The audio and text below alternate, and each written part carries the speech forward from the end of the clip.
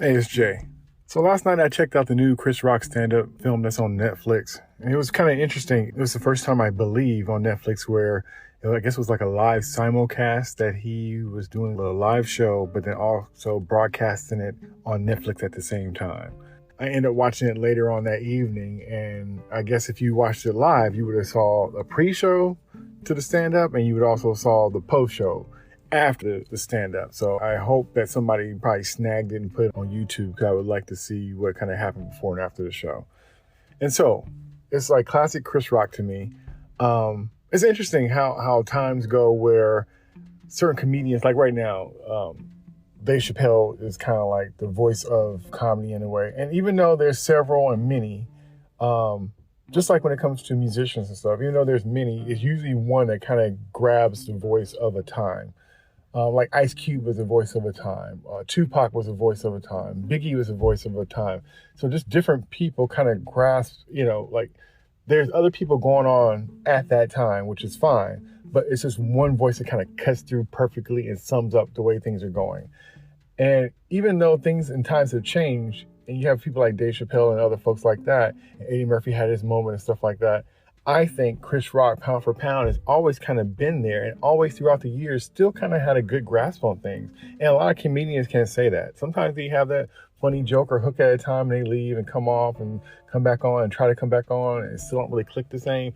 I think Chris Rock has always kind of stayed consistent and kind of always kind of had a place throughout the years, which is interesting because I remember his earlier stuff and it was just cracking me up, and his truth telling and his perspective and his punchlines that he drops like almost like a rapper are impeccable. And so but this one was interesting. This is the first special he had after his incident with the Will Smith slap. So, you kind of watched the show, just wanted to know if he's going to bring that kind of stuff up, or how he's going to bring it up, or if he's going to bring it up.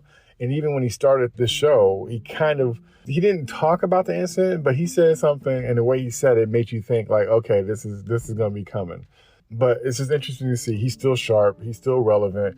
I think some of his stuff he was saying, I kind of felt for some of his jokes, some of the stuff he was just saying was almost for shock value. But I guess that's kind of his style. He said something kind of shocking, and then he kind of works backwards on you being okay with what he said because he gives you the logic behind it. So I guess that's his style, I guess, in a way. And so he kind of did that with this, but he touched on a whole bunch of stuff about his daughters, which I thought was kind of cool, being a family man myself. And then also, he kind of spoke on the incident. He talked about dating and being single again and stuff like that. So he just, age relevant stuff that he was talking and commenting about, which was cool. Like I said, he still got his energy. He still got his way of doing jokes, and I enjoyed it.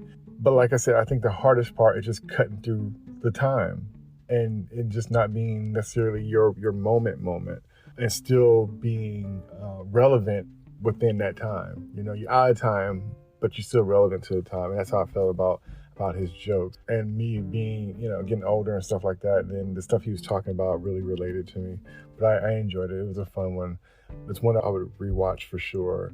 And if you got Netflix, check it out. I think you would enjoy it. But it was a fun watch. And it's good to see Chris Rock back and hearing what he had to say about some stuff.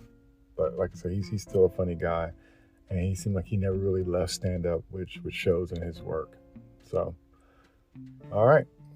Chris Rock's new comedy special on Netflix. Go check it out. Until next time. Peace.